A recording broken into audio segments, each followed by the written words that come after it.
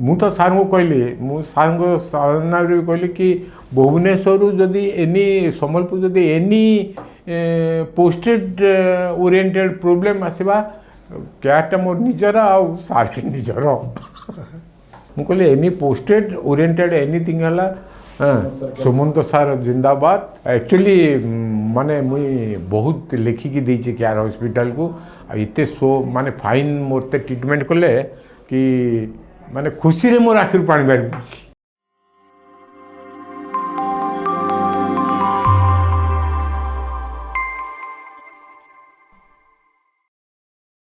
मोर ना नरेंद्र कुमार जेना, एज होछि 67। मु संबलपुर बासिंदा अछि आउ मोर एक्चुअली पोस्टेड रो प्रोब्लेमटा बाहरी थिला। तो पोस्टेड प्रोब्लेम लोक मैंने कहबे कि पोस्टेड कौन प्रोब्लेम ता प्रोब्लेमटा होछि कि मोर परिस्रा फ्लो ठीक हो नथिला आउ तापर थर थर परिस्रा लागिले भी हो नथिला। तो मु हेटा संबलपुर गोटे कंसल्ट कली, समस्या कहले कि एमती एमती कथा तुम्हें सोनोग्राफी कर बोली कहले। तो मु गली सोनोग्राफी करने गली जो मत पानी पियाई कहीकि कहले कि तुम्हें परिस्रा लगे आसिक सोनोग्राफीटा कर। मु पानी तो पीदेली किंतु मोर परिस्रा बाहरलानी। तो मत कहले चलाचली कर, मु चलाचली कली सब कि परिस्रा बाहरलानी। सेठू मु कौन कली से लिखिदेले कहले कि नहीं तुम पोस्टेडटा बहुत बड़ ग्रेड 4 हो। तो सेठू मु सीधा गली आमर यूरोलोजी संबलपुर आस्था गोटे आस्था क्लिनिकटे अच्छी सेठी मु जाइकी देखैली सांगे सांगे से कैथेटर करके परिस्रा बाहर करदेले आ कहले कि इट नीड्स सर्जरी। तो तापरे मु कहली मोर तो कैशलेस अच्छी एटी कोठी कैशलेस रहूची ना संजीवनी रहूची।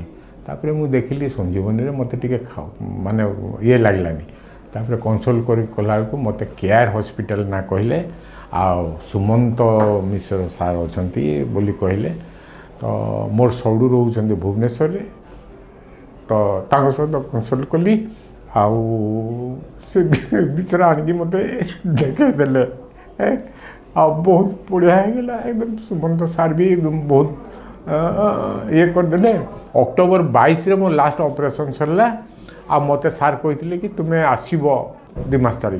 तो मु इटा आसी देली तापर से फ्लो टेस्ट करदेले बहुत बढ़िया अच्छी बोली कहले। आउ एटा फ्लो टेस्ट सरीगला आउ विष्णु भाई भी मत बहुत हाँ ठीक अच्छे बढ़िया अच्छी मोर फ्लो भी बढ़िया अच्छी सब किसी भल अच्छी। आउ कहले कि टिश्यू गुड़ाक डेभलप करुच्ची तो एबे 2-4 मास टिके बेसी खटणी करनी आउ खाली वॉकिंग कर बोली कहले। आउ बहुत प्रोब्लेम फेस करी जाओ।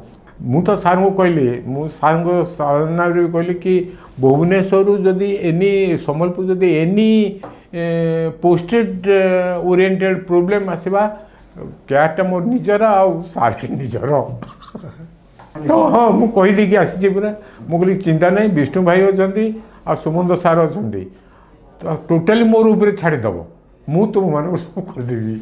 मु कहली एनी पोस्टेड ओरिएंटेड एनीथिंग है सुमंत सार जिंदाबाद। आ केआर हॉस्पिटल एक्चुअली माने मुई बहुत लिखिकी देछि केआर हॉस्पिटल को इते सो माने फाइन मोरते ट्रीटमेंट कले कि माने खुशी रे मोर आखिर पानी बाहर पड़छि।